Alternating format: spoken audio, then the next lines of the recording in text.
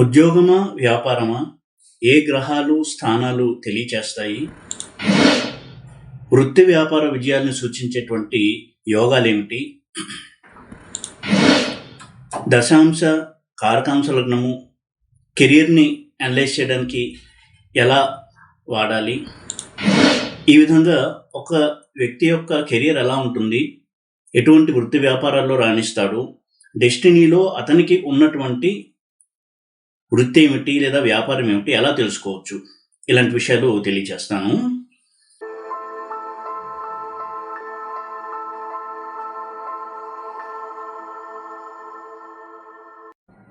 ఓం నమో వెంకటేశాయ. జ్యోతిషరత్నాకరం ఛానల్కి స్వాగతం.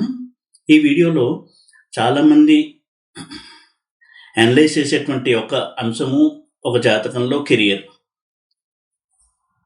ఎడ్యుకేషన్ అయిపోయిన తర్వాత కావచ్చు, లేదా ఒక కెరియర్లో ఉన్నప్పుడు కావచ్చు, ఒక కెరియర్ షిఫ్ట్ అనేది జరుగుతూ ఉంటుంది. కెరియర్లో గ్యాప్స్ వస్తూ ఉంటాయి, లేదా జాబ్ చేస్తూ మళ్ళీ బిజినెస్కి షిఫ్ట్ అయ్యే వాళ్ళు ఉంటారు. ఈ విధమైనటువంటి పరిణామాలు జరుగుతున్నటువంటి నేపథ్యంలో కెరీర్ గురించి ఒక అనాలిసిస్ చేయాలనుకున్నప్పుడు ఏ విధమైనటువంటి టూల్స్, పరికరాలు మనకు అవసరము, ఎలా కెరీర్ అనాలిసిస్ అనేది చేయాలి ఒక జాతకంలో అనేది తెలియజేస్తాను. సాధారణంగా కెరీర్ గురించి అనలైజ్ చేసేటప్పుడు చూడవలసిన houses 6th house, 10th house, 5th house, 11th house, వాటికి తోడుగా 2nd house, 9th house, 11th house. 6th house అనేది సర్వీస్ను సూచించే హౌస్.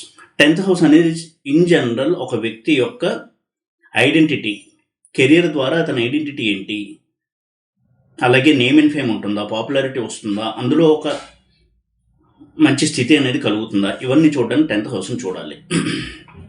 10th హౌస్ అనేది కేవలం జాబ్ని సూచించదు, లేదా కేవలం ఉద్యోగాన్ని సూచించదు. అది ఒక వ్యక్తి యొక్క పర్సనాలిటీ, అంటే ప్రొఫెషనల్ పర్సనాలిటీ అంటాం, అంటే వృత్తి రీత్యా అతను ఎవరు అని చెప్పే హౌస్ 10th హౌస్. ఇక సర్వీస్ చేస్తూ, ఒక జాబ్ చేస్తూ రాణించడానికి చూడవలసిన హౌస్ 6th హౌస్. బిజినెస్ కోసం ఏం చూడాలి అంటే 5th హౌస్, 11th హౌస్, అలాగే 7th హౌస్ కూడా చూడాలి. దానికి తోడు 2nd lord, 11th lord, 7th lord, 7th house వీటితో కనెక్ట్ అయి ఉండడము. ఉద్యోగానికి కావచ్చు, వ్యాపారానికి కావచ్చు, 2nd lord, 11th lord, 2nd house, 11th house, 9th house వీటి రిలేషన్ కనుక ఉన్నట్టయితే అందులో అభివృద్ధి అనేది ఉంటుంది. ఇలా మనం ముందు కొంత మౌలికమైనటువంటి ఫండమెంటల్ సూత్రాలని దృష్టిలో పెట్టుకోవాలి. వీటన్నిటితో పాటుగా కారకాంశ లగ్నం అనేది చాలా చాలా ముఖ్యమైనటువంటి ఒక హౌస్ కెరియర్ని అనలైజ్ చేసేటప్పుడు. కారకాంశ లగ్నం అంటే ఏంటి? ఇక్కడ కొంత మనం జైమినిలోకి వెళ్ళాలి. ఆత్మకారక గ్రహము నవాంశలో ఏ రాశిలో ఉంటుందో ఆ రాశిని రాశి చార్ట్లో, D1 చార్ట్లో కారకాంశ లగ్నంగా మనం నోట్ చేసుకోవాలి. ఉదాహరణకి ఒక వ్యక్తిది మేషలగ్నము, అతనికి ఆత్మకారకుడు కుజుడు, నవాంశలు మిథునంలో ఉన్నాడు, అంటే D1 చార్ట్లో మిథునం అనేది కారకాంశ లగ్నం ఉంటుంది. ఇది చాలా ముఖ్యమైనటువంటి హౌస్ కెరియర్ని అనలైజ్ చేయడానికి. అలాగే దశాంశను కూడా మనం స్టడీ చేయాలి కెరియర్ రిజల్ట్స్ని మనం అనలైజ్ చేయాలంటే. సో ఈ విధంగా కొన్ని హౌసెస్, కారకాంశ లగ్నము, డివిజనల్ చార్ట్లో దశాంశ, ఇవి ప్రధానంగా మనం దృష్టిలో పెట్టుకోవాలి. అలాగే ఒక్కొక్క గ్రహం ఒక్కొక్క రకమైనటువంటి ప్రొఫెషన్ని సూచిస్తుంది. ఈ రోజుల్లో ఏ కెరియర్ అనేది జాతకుడు హారోస్కోప్లో ఉంది అని చెప్పడం చాలా ఛాలెంజింగ్ జాబ్ అయింది. ఎందుకంటే ఆపర్చునిటీస్ కూడా అంత విస్తృతంగా పెరిగిపోయాయి. ఇంత ముందులాగా లిమిటెడ్ ఆపర్చునిటీస్ లేవు, కొత్త కొత్త ఆపర్చునిటీస్ వస్తున్నాయి. టెక్నాలజీ పెరుగుతోంది, గ్లోబలైజేషన్ అయిపోయింది. కాబట్టి దీంట్లో కూడా చాలా రీసెర్చ్ జరగాల్సినటువంటి అవసరం ఉంది. అయితే నేను ఇప్పుడు ఒకటే చెప్తాను, ఫలానా వ్యక్తి ఏ జాబ్ చేస్తే లేదా ఏ బిజినెస్ చేస్తే బాగుంటుంది అనేది సెకండరీ. అతనికి ఏ జాబ్ లేదా ఏ బిజినెస్ డెస్టినీలో ఉంది అని చూడడం అనేది ప్రధానం ఒక జాతకం స్టడీ చేసేటప్పుడు. అది చాలా ఛాలెంజింగ్ యాక్టివిటీగా కనిపిస్తూ ఉంటుంది ఈ రోజుల్లో. కేవలం 10th house, 6th house study చేయడము, అలాగే దశాంశాల పొజిషన్ని అనలైజ్ చేసి మాత్రమే మన కెరియర్ని నిర్ధారించలేము. దానికి జైమినిలో కారకాంశ లగ్నాన్ని చూడాలి, అలాగే అమాత్య కారక గ్రహాన్ని చూడాలి. ఆత్మకారక తర్వాత వచ్చేటువంటి గ్రహం డిగ్రీల వైజ్ అన్నిటికంటే ఎక్కువ డిగ్రీలు ఉన్నది ఆత్మకారక గ్రహం అయితే తర్వాత డిగ్రీల్లో ఉన్నది అమాత్యకారక గ్రహం. అమాత్యకారక గ్రహము జాతకుడు యొక్క కెరియర్ని నిర్దేశించేటువంటి గ్రహము. సో అమాత్యకారక గ్రహాన్ని స్టడీ చేయాలి. అలాగే జైమినిలో మండూక దశని మనం అనలైజ్ చేయాలి. అది రాశి దశ. జైమినిలో ఎప్పుడు కూడా రాశి దశలు ఉంటాయి. చరదశని స్టడీ చేయాలి, అలాగే మండూక దశని. అదేవిధంగా ఘటిక లగ్నము అంటాము, అదొక స్పెషల్ లగ్నం. ఘటిక లగ్న ప్లేస్మెంట్ ఎక్కడుంది అనేది మనం చూడాలి. అలాగే 10th హౌస్ యొక్క ఆరూఢం, దానికి రాజ్యారూఢము అని పేరు.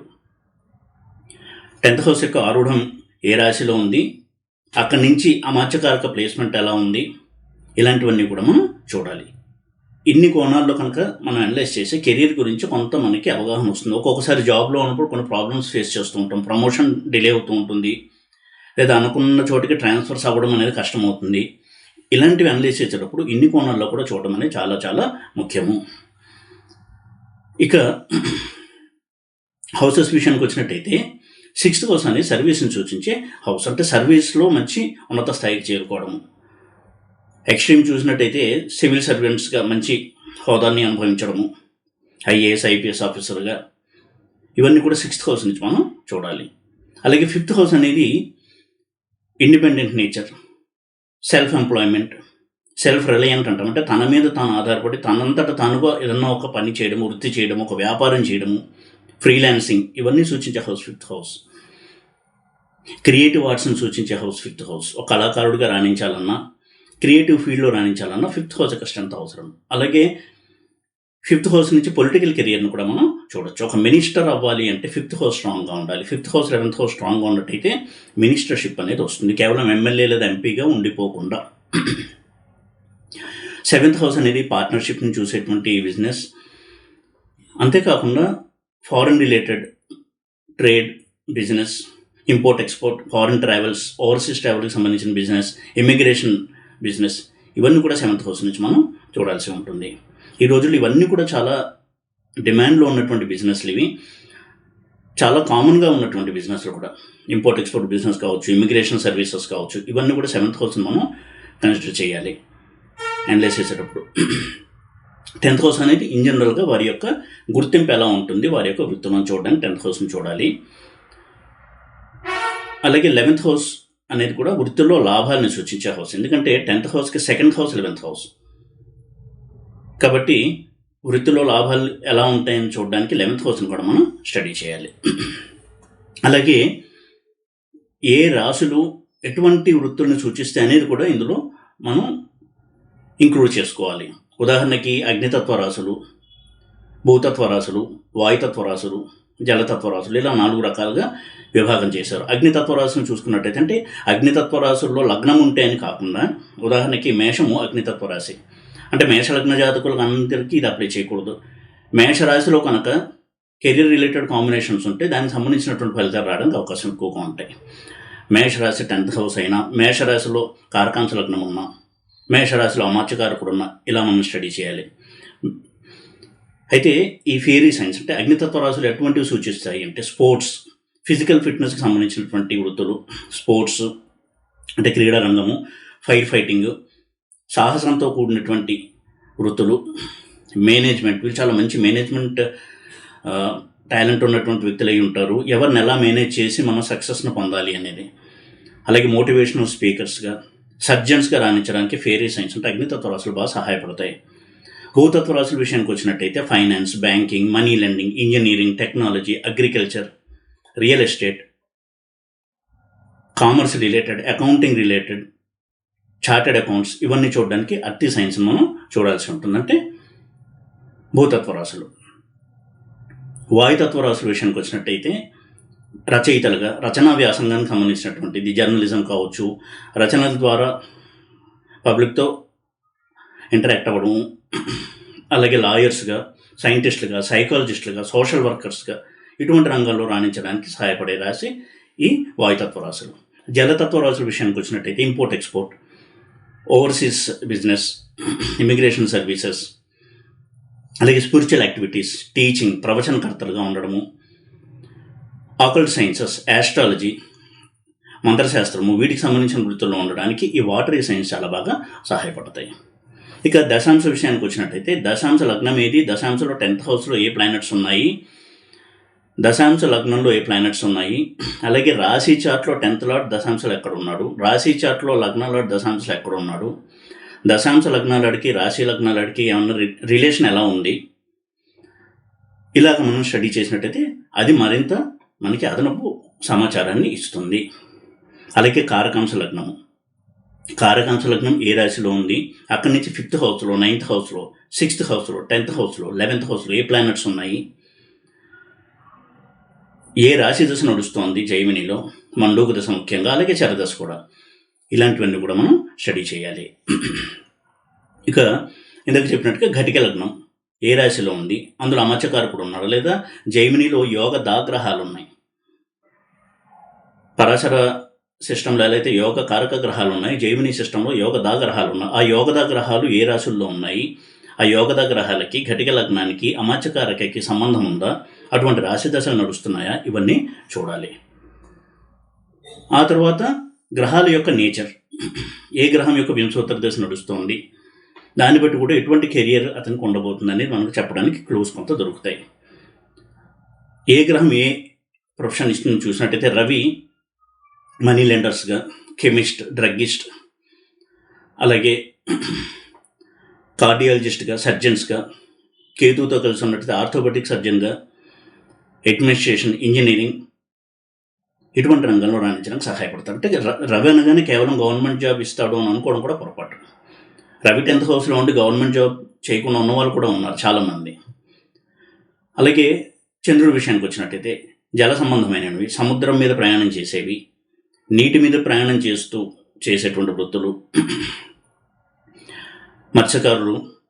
అలాగే చంద్రుడు అంతా కొంత హాస్యప్రియత్వాన్ని ఇష్టపడేటువంటి గ్రహం కాబట్టి మంచి కార్టూనిస్ట్గా, హ్యూమన్ రచనలు అంటే హాస్యస్ఫూరకమైనటువంటి రచన చేసేటువంటి వ్యక్తిగా అటువంటి ప్రొఫెషన్లో రాణించడానికి సహాయపడతాడు. Fashion designing, clothing, fashion dresses వీటికి సంబంధించిన వృత్తులు, travelling agent, food and hospitality, resorts ఇవన్నీ సూచించేటువంటి గ్రహం చంద్రుడు. కుజుడి విషయానికి వచ్చినట్టయితే ఫైర్ ఫైటింగ్, మిలిటరీ, పోలీస్, అలాగే ఇంజనీరింగ్ స్కిల్స్, మెటల్స్ సంబంధించినవి, రియల్ ఎస్టేట్, హార్డ్ వర్క్ ఉండేటువంటి ప్రొఫెషన్స్, అలాగే గూఢచర్య సంస్థల్లో పనిచేయడము, చాలా సాహసోపేతమైనటువంటి వృత్తుల్లో ఉండడం, సాహసాన్ని కోరుకునేటువంటి వృత్తుల్లో ఉండడం, దానికి అవసరం అటువంటి వృత్తుల్లో, ఒక సిబిఐ ఏజెంట్ కావచ్చు, ఇటువంటి వృత్తుల్లో. అలాగే హీట్ దానికి సంబంధించిన వృత్తి, ఎలక్ట్రికల్ సంబంధించినటువంటి వృత్తులు, సర్జన్స్గా రాణించడానికి, ఇంజనీర్స్గా రాణించడానికి, బిల్డర్స్గా రాణించడానికి కుజుడు సహాయపడతాడు. బుధుడి విషయానికి వచ్చినట్టయితే trade and commerce, accounting, commerce, chartered accountants, publishers, journalist, software రంగము, ఆస్ట్రాలజీ, కవిత్వము, మీడియా రిపోర్టర్స్, జర్నలిస్ట్ ఇందాక చెప్పినట్టుగా ఈ వృత్తులన్నింటినీ సూచించే గ్రహం బుధుడు.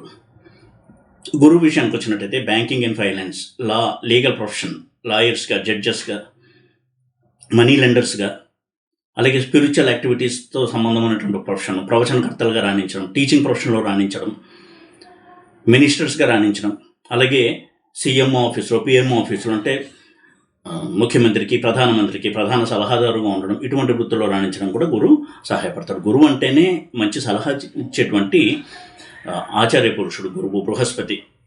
ఈ విధమైన వృత్తుల్లో రాణించడం గురువు సహాయపడతాడు. శుక్రుడి విషయానికి వచ్చినట్టయితే బ్యూటీషియన్స్, బ్యూటీ పార్లర్స్, ఆర్టిస్టులు, యాక్టర్స్, సింగర్స్, డ్యాన్సర్స్, ఇలా ఆర్ట్ ఫామ్ ఏదైనా సరే, అలాగే bar owners, bar attenders, hotels, resorts, ఇలాగా ఆహారాన్ని ఇచ్చి సంతృప్తిపరచడం, అటువంటి ఇండస్ట్రీలో రాణించడానికి, కంప్యూటర్ గ్రాఫిక్స్కి, కాస్మెటిక్ సర్జన్స్గా రాణించడానికి శుక్రుడు సహాయపడతాడు.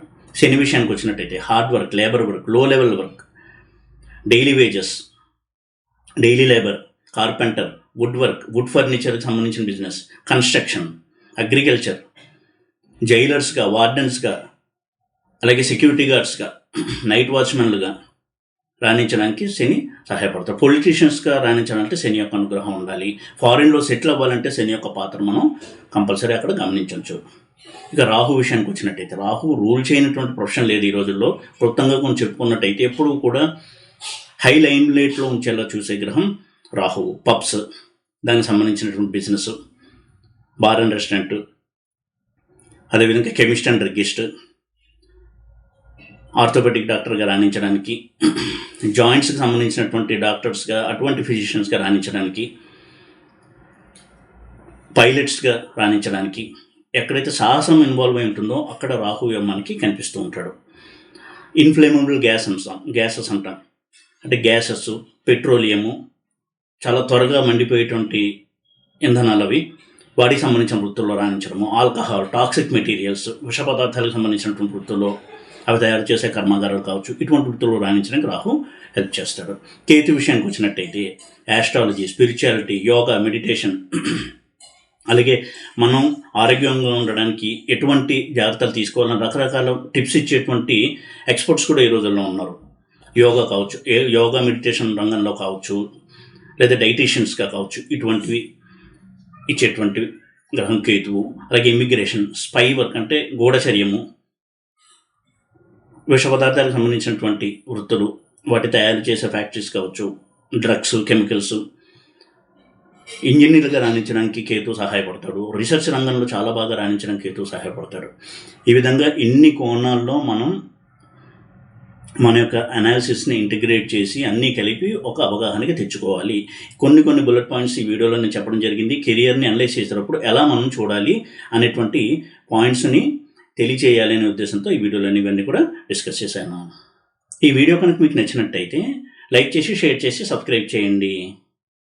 ఓం నమో వెంకటేశాయ.